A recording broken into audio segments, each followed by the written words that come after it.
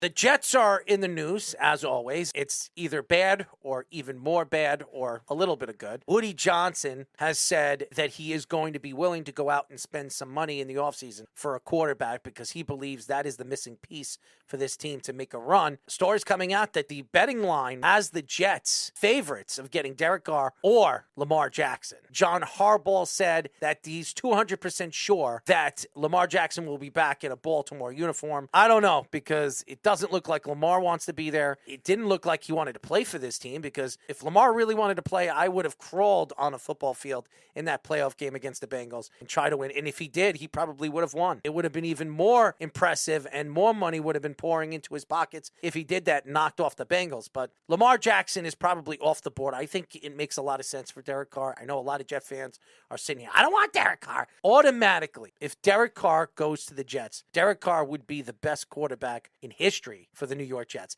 He will probably be the first Jet since Joe Namath, which was 1 year, to throw 4,000 yards. There's a lot of weapons here. There's a lot of good offensive players. Offensive line will be a lot better next year, even if they do go for an offensive lineman in the draft, which some people say they are. I don't know why. Reports coming out from the New York Jets, there will be a locker room mutiny if Zach Wilson starts in 2023. A lot of people believe that if the organization decides to start Zach Wilson week 1, they will have a mutiny in that locker room. A lot of speculations on going after Derek Carr, Lamar Jackson, Aaron Rodgers, because I believe that the Jets know that they need to go into a season looking to win. I said this year. Next year, 2023, is the year for the New York Jets. They need to make the playoffs, and they need to make a run. There's going to be a lot of better teams in the AFC. You're hearing Aaron Rodgers could move to the AFC. You're hearing Tom Brady could move to the AFC, as you already have Russell Wilson, Patrick Mahomes, Justin Herbert, Joe Burrow, Josh Allen. The best quarterbacks are in the AFC. So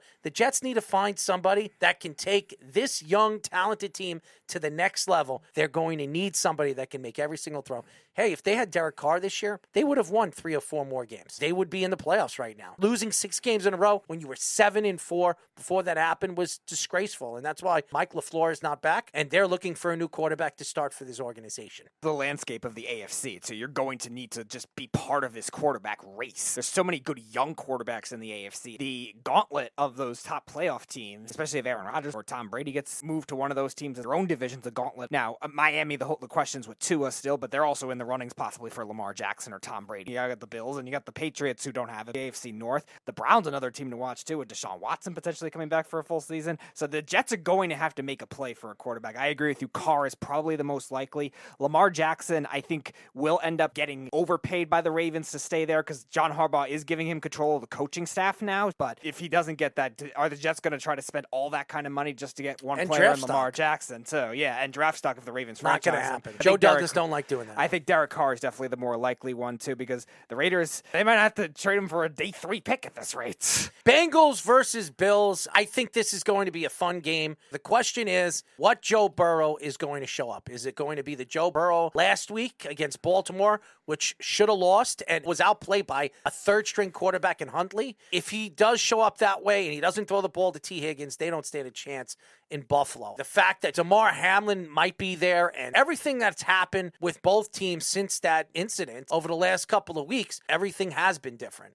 And Josh Allen, I believe, is going to prove to everybody why the playoffs are his time. And we saw what he did against Kansas City last year. I thought he outplayed Patrick Mahomes. I think that this game is going to be more emotional for Josh Allen to show up and put up the numbers with obviously Diggs and Davis and Knox and this running game. Josh Allen is going to play a big part, because if Josh Allen can run the ball, something that he had problems doing last week, it's gauntlet time for the Bengals. 2 things that I think they're going to be key. Pure running game, because both teams have struggled with it for much of the year. James Cook's come along towards the end of the season for the Bills, but still not a consistent sample. And then Samaje Perine has looked better in most games than Joe Mixon has this year for the Bengals. And without 3 offensive linemen, that's going to be a very tough task. I also think tight ends are going to be an X factor. Both these teams have deep receiving cores, but also both these teams struggled against defending tight ends last week, with Mark Andrews and Mike Gesicki both having nice games. Both these coaching battles were pretty bad last week, and that's why these games were a lot closer than they should have been with Zach Taylor, and also with the Bills' defensive coaching. Bills pass rush versus the Bengals banged up line. Bills no Von Miller, Bengals without 3 starters.